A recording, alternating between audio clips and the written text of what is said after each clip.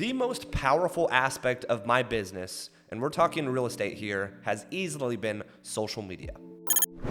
What's up guys, it's McKeown back again with another video this week, and today I'm going to discuss how big of an impact that social media has had in my life. Now for an individual that is almost turning 33, social media has been a huge aspect throughout my entire life, even dating back to the high school years where, as you may know it, or if you're younger you may not even know it, MySpace rolled out in the early 2000s. I can tell you guys a little bit of a story and kind of my first inkling with social media.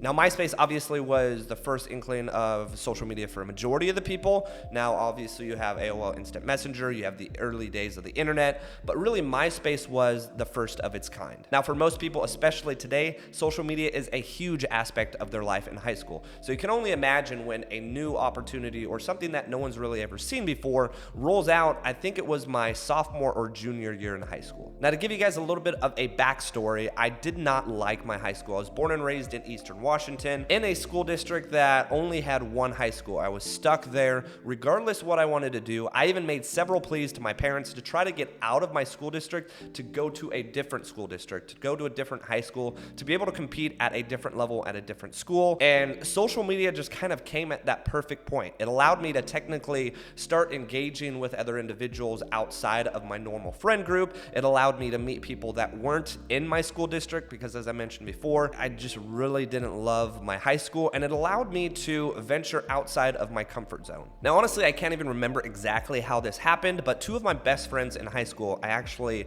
met off MySpace. Now, there were two guys. They wound up being some of my best friends all the way leading up to when I joined the military at 19 years old. But MySpace for me took off even beyond that, to the point where I actually was recognized locally at a sporting event, was asked, hey, are you Casey from MySpace? For me, it was just a weird aspect, or I guess something that I hadn't experienced yet. I was starting to get noticed, not necessarily at my high school because I had gone to the same school district since I was 5 years old, but I was getting recognized from other people that I had never even met before. To get that little bit of acknowledgement or recognition from not just someone, but someone that I didn't even know locally in the area that I was living at, it was something that I hadn't experienced yet. So as you guys know, a couple years later, Facebook started to take flight. If you don't remember of the early days in Facebook, Facebook was simply and only for college students. I was dating someone my senior year in high school as well as kind of my first year in college, but because I was dating someone local, I decided not to go off to college and decided to stay locally at a community college. Unfortunately, Facebook was not open for those that were going to a community college. You actually had to be an individual student at a large university. So my first take of Facebook was, I absolutely hate you. I've spent all of my time and effort on MySpace the last few years.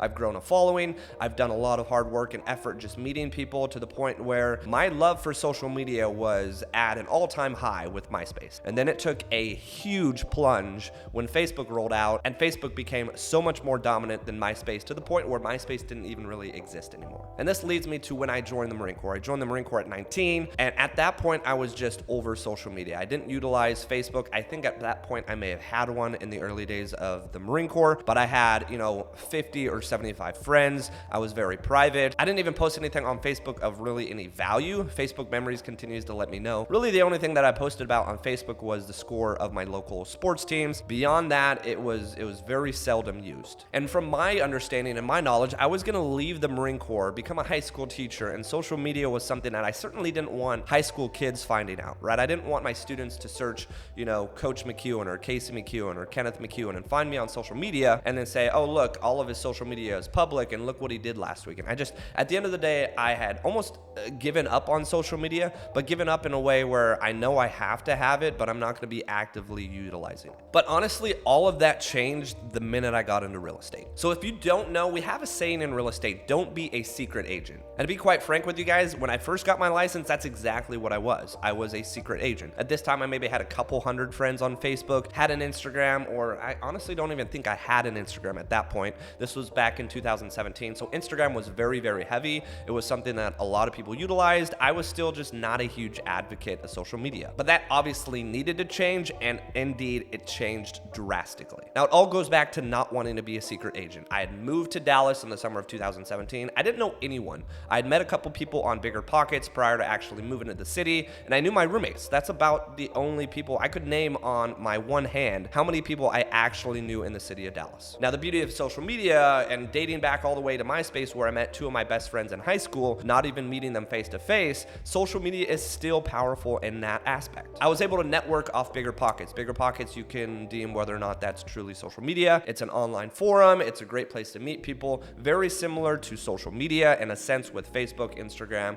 and all the other social media platforms. But I started networking on Bigger Pockets. I started networking on Facebook, adding local people in the Dallas-Fort Worth area, and just continued to grow my network. Now, that network didn't just necessarily mean, insurance agents, lenders, realtors, anything real estate oriented. I was adding people that potentially could be a friend of mine or a colleague or someone that eventually I even may wind up hiring. Just at the end of the day, I wanted to grow my sphere, and there was only so much I could grow going out on a weekend to a bar on a Friday night, or going out to a networking event once a week or once a month, for a couple hours on a Wednesday. Now, the real impact that social media had in my life was when I started to get into real estate coaching. So if you aren't familiar, a lot of different professions have coaching. I highly advise, if you want to be an expert in your field, that you hire a coach. Now, my coaching organization that I've been a part of for, I believe, just about 4 years now is Tom Ferry Coaching. It's one of the largest coaching organizations in real estate. And I started back in 2018 not having a single clue of what I was doing. Back in 2018, I showed up to one of the largest real estate conferences in the entire country, but I had my AirPods in the entire time. I didn't have a camera out filming. I was very, very shy and reserved, and I didn't go out of my comfort zone to meet anyone. And to give you guys some kind of clarity, when I went to that event, I was about 1 month into being a full-time realtor. Now, fast forward a full year later, in 2019, I was a completely different person as far as just my overall confidence in real estate. I showed up to this event, obviously not wearing headphones, and I started to meet people face to face. And over that last 12 months, having gone from this conference the first time and not really met anyone to showing up the second time around, a lot of people started to know me. And the reason why a lot of people started to know me was because I gave a ton of value and reached out to a ton of people and just showcased on social media what I was doing daily, whether it be on my Facebook wall or my Instagram stories, so on and so forth. People started to understand who I was, what I was about, how hard I was willing to work, and how well I was doing in real estate without even really having any kind of relationship with me. So when I came back in 2019, the same large real estate event that probably hosts between 5,000 to 7,000 real estate agents across the country, I was getting people coming up to me and saying, hey, it's nice to have actually met you in person after having spoke to you or having been friends on Facebook or having, been following you on Instagram. Now, guys, I am at a very small scale. I have a couple thousand friends on Facebook and maybe 1,500 followers. I have a couple thousand followers on Instagram. My TikTok following does not really correlate with my business. I have about 40,000 followers on TikTok, but it's a lot easier to grow a following on TikTok than any other social media platform. And then, of course, YouTube alone, I'm nearing about 2,500 to 3,000 subscribers now. But again, guys, if you compare that to other people and how they're utilizing social media, I am at a very small scale. But guys, what really matters is who is following you. Who are your friends on social media? Who is ultimately your sphere? Because I can tell you, me as an example with 40,000 followers on TikTok, that doesn't make me any money. Now, it makes me a very small lunch, maybe once a month based on the Creator Fund, but same can be said about YouTube. Now, I have a bunch of similar style content on YouTube, but the YouTube ad revenue is just not very high for an individual who has, 2,500 or 3,000 subscribers. But when it comes to Facebook and Instagram, the individuals that watch my stories every single day, the individuals that comment and keep up with me on Facebook, on the two prime social media apps that I use being Facebook and Instagram. Again, yes, I utilize YouTube frequently and I utilize TikTok as well, but the two being Facebook and Instagram, they make me an amount of money that's just absolutely disgusting. Now, the reason for this is because the individuals, especially on Facebook, are people that I've networked over the last 5 years with, whether they are the original person that I met when I first moved to Dallas and he's my best friend and lender on Facebook. Now he tags me in all sorts of posts for individuals that are needing agents in Dallas, or he sends anyone and everyone that needs an agent in Dallas, like a old high school friend that I'm actually helping right now, he sends them to me. He's my go-to lender and I'm his go-to agent. Now, we met originally off of Bigger Pockets, but still very, very similar to social media. Now, when we get to the real estate side of things, I can tell you one avenue of business that I've been able to generate a tremendous amount of income off of, is agent to agent referrals. That means meeting those agents at those large real estate conferences. That means adding realtors on social media and constantly being active on social media, because honestly guys, none of this even matters if you're not active. I can have a Facebook, a TikTok, an Instagram, a YouTube, a Twitter, whatever I so desire, but if I'm not actively posting or actively engaging with other individuals on that social media platform, you're not going to be able to utilize that platform to its fullest extent. I know personally over the last couple years, at least a quarter of my business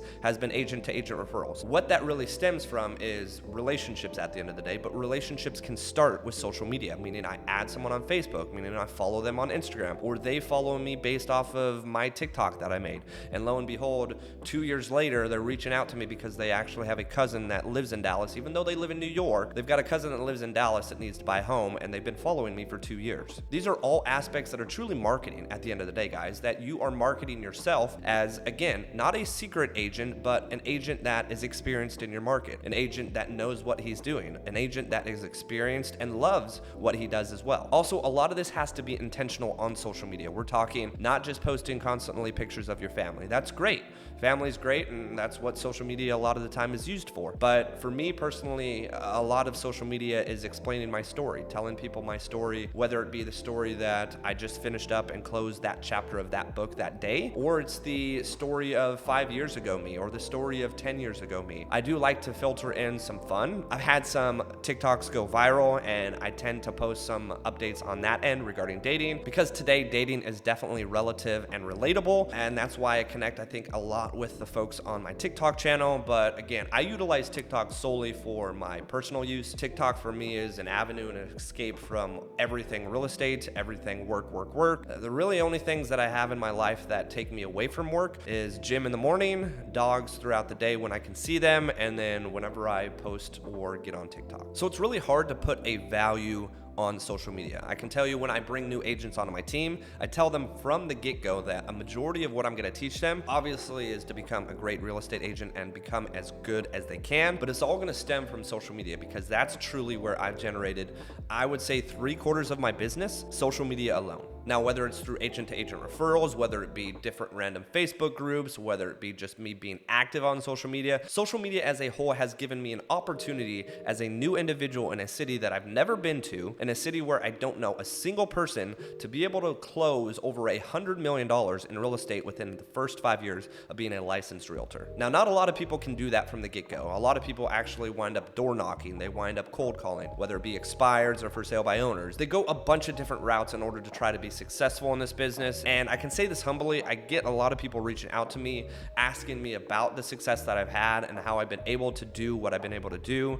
I just made a YouTube video about closing over $7 million in June. And I can tell you, based off of every single one of those closings, and I'm not even looking at my spreadsheet today or right this moment, but I can tell you every single one of those individuals that I'm closing, more than likely in June, came from social media in some aspect. Now, if you would have asked me to become a realtor when I was 12 or 13, prior to social media even ever starting or being a thing, and obviously I can't be a realtor when I was 12 or 13 years old, but it would be a completely different business in the early, or I guess late 1990s, than what social media has really turned real estate into today. Now, if you are new to my channel, or if you've been watching from the get-go, again, I appreciate all of your support. I have gone from teaching high school back in 2016 and 2017, making about $52,000 to $54,000 a year, which is a very livable wage. I mean, I didn't love it. I was kind of working paycheck to paycheck, but I had dreams and ambitions to become an athletic director or get my PhD in some kind of educational administration and make my way up, just similar to how I was kind of making my way up in the military, but I just got sick and tired of the Marines and got the heck out. But I got an opportunity with social media, guys. I got an opportunity in social media back in 2016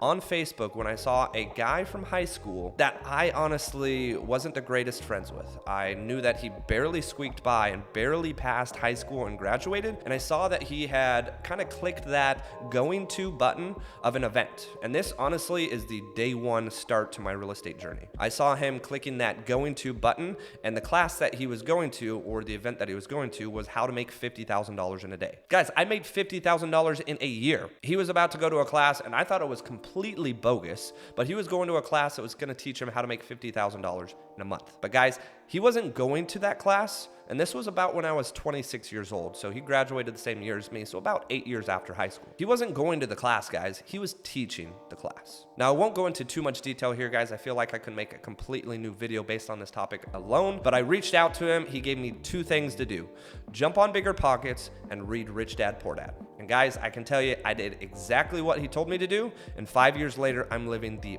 best life I could ever imagine. So if you aren't on social media, guys, I highly suggest that you do. It can be truly impactful in your life. It's honestly something that I was so against, but I knew as a new realtor that it was something I had to embrace, and I can tell you it's absolutely changed my life. So go ahead and jump into social media if you haven't already, and if you are on social media, start treating it as kind of not necessarily a job, but an opportunity, because you'd be surprised what kind of opportunity can come from generating a following on social media. Thanks again for watching, guys. Make sure to like and subscribe. It really does help, and stay tuned for the next video.